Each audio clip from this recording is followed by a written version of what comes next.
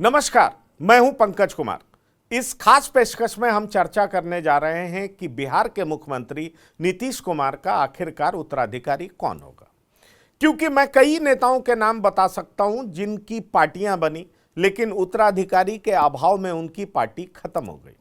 अब हाल में ही आप देखिए कि नवीन पटनायक जो कि उड़ीसा के मुख्यमंत्री थे, उनको उत्तराधिकारी नहीं मिल रहा था और उन्होंने वीके पांडियन के रूप में अपना उत्तराधिकारी चुना और उसके बाद उड़ीसा की जनता ने उनको खारिज कर दिया। अब नवीन पटनायक लंबे समय के बाद चुनाव हार गए और अब वहां के मुख्यमंत्री भी नहीं है। अब बीजेपी ने वहां पर सरकार बनाई है। ऐसे में वीके पांडियन, मनीष वर्मा, आरसीपी सिंह, प्रणव प्रकाश दास पिछले 10 सालों में सुर्खियों में आई ये नाम अपनी अपनी पार्टियों के भीतर उत्तराधिकारी की रेस में शामिल रहे हैं। भारत में दलों के भीतर उत्तराधिकारी की खोज नई नहीं है। दलों में उत्तराधिकारी की खोज एक जरूरी प्रक्रिया माना जाता है। इसकी बड़ी वजह पार्टियों के अस्तित्व को बनाए रखना है। 1980 के बाद से अब तक 4 ऐसी पार्टियां रही हैं जिसका अस्तित्व खत्म हो गया। इसकी वजह थी पार्टी में उत्तराधिकारी का ना होना। इनमें 2 पार्टियां तो प्रधानमंत्री रहे नेताओं की थी।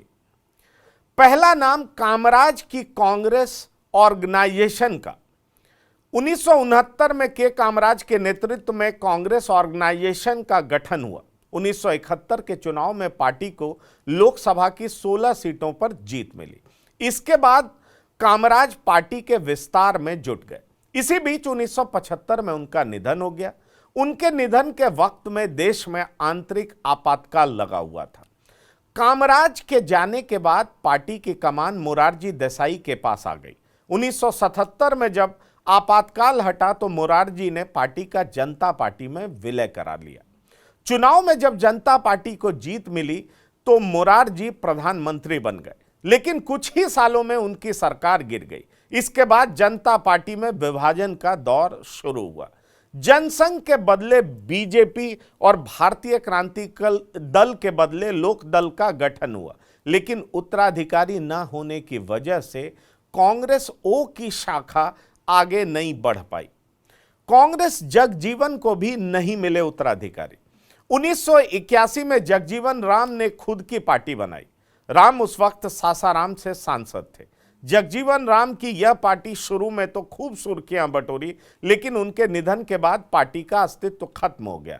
राम अपने जीते जी पार्टी के भीतर किसी को उत्तराधिकारी घोषित नहीं कर गए। उनके मरने के बाद उनकी बेटी मीरा कुमार ने कांग्रेस का दामन थाम लिया, जिसके बाद यह पार्टी खत्म हो गई। चंद्रशेखर की सजपा भी हो गई खत्म। साल 1990 में चंद्रशेखर ने इस पार्टी की स्थापना की थी। चंद्रशेखर भारत के प्रधानमंत्री थे। शुरुआती दौर में सजपा यूपी में प्रभावी थी, खासकर पूर्वांचल भाग में।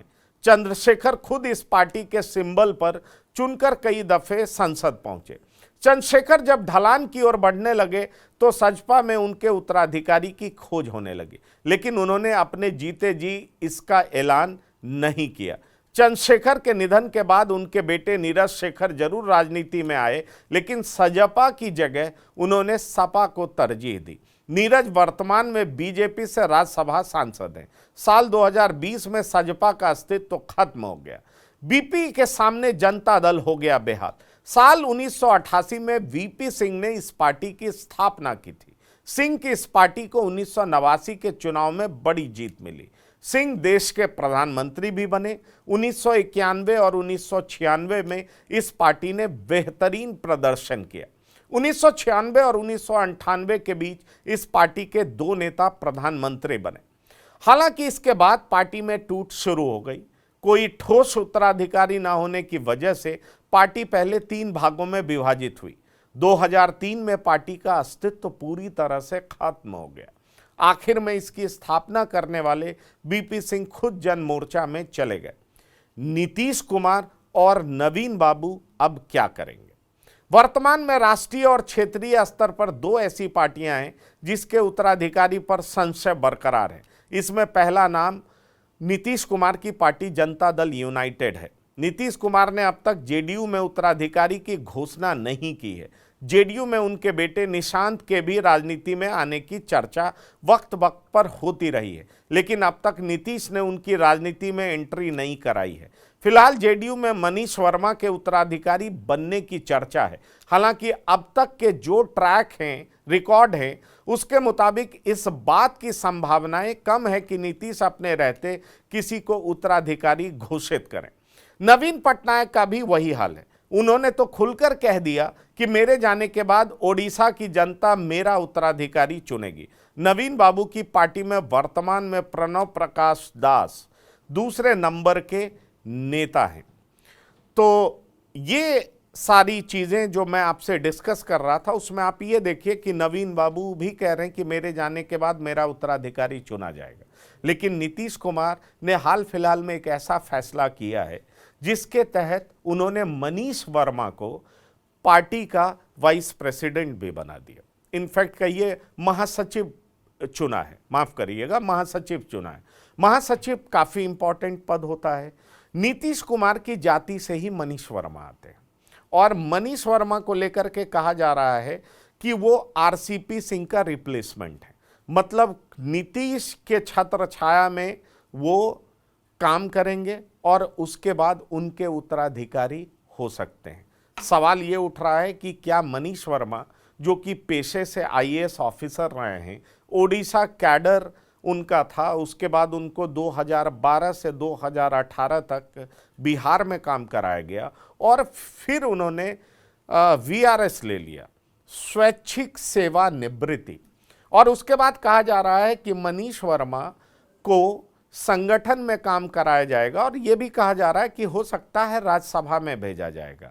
मनीष वर्मा के साथ भी वही हुआ है जो आरसीपी सिंह के साथ हुआ था। मतलब आरसीपी सिंह को पहले यूपी कैडर से बिहार लाया गया, बिहार में उनको बतौर ब्यूरोक्रेट काम कराया गया, फिर उन्हें राज्यसभा में भेजा गया, उससे पहले संगठन में काम कराया गया और फिर वो राष्ट्रीय अध्यक्ष बने, फिर वो केंद्र में मंत्री भी बने। लेकिन जब उनका ग्रोथ इस कदर हुआ तो नीतीश कुमार से उनकी खटास बढ़ गई और उसके बाद नीतीश कुमार ने उनको पार्टी से बाहर कर दिया या इस तरह का माहौल बना दिया कि आरसीपी पार्टी छोड़ने को विवश हुए।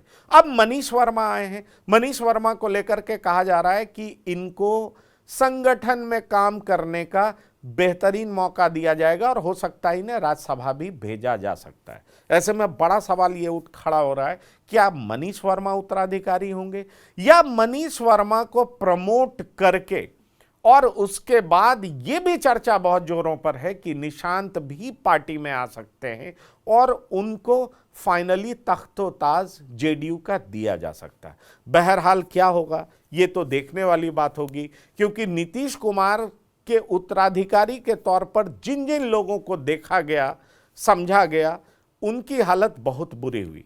एक अकेले ललन सिंह है, राजीव रंजन सिंह उर्फ ललन सिंह, जो कि पार्टी में बने हुए हैं, वर्तमान समय में केंद्र में मंत्री हैं। ऐसे में आरसीपी सिंह, शरद यादव, ऐसे कई नाम हैं जो कि नीतीश कुमार के उत्तराधिकारी के तौर पर या उनके बाद नेतृत्व करने की क्षमता को लेकर के उनको उम्मीद से देखा जा रहा था, लेकिन कोई पार्टी में नहीं रहे या फिर शरद यादव दुनिया में ही नहीं रहे। इसलिए कई ऐसे नाम हैं जिनकी चर्चा की जा सकती है, लेकिन वर्तमान में कहा जा रहा है कि मनीष वर्मा बहुत इंपॉर्टेंट भूमिका में होंगे और साथ ही साथ कुछ सोर्सेस से यह भी बाहर बात आ रही है कि बाद में निशांत भी पार्टी में शामिल हो सकते हैं और नीतीश कुमार के असली उत्तराधिकारी के रूप में काम कर सकते हैं। बहरहाल इस प्रोग्राम में इतना ही।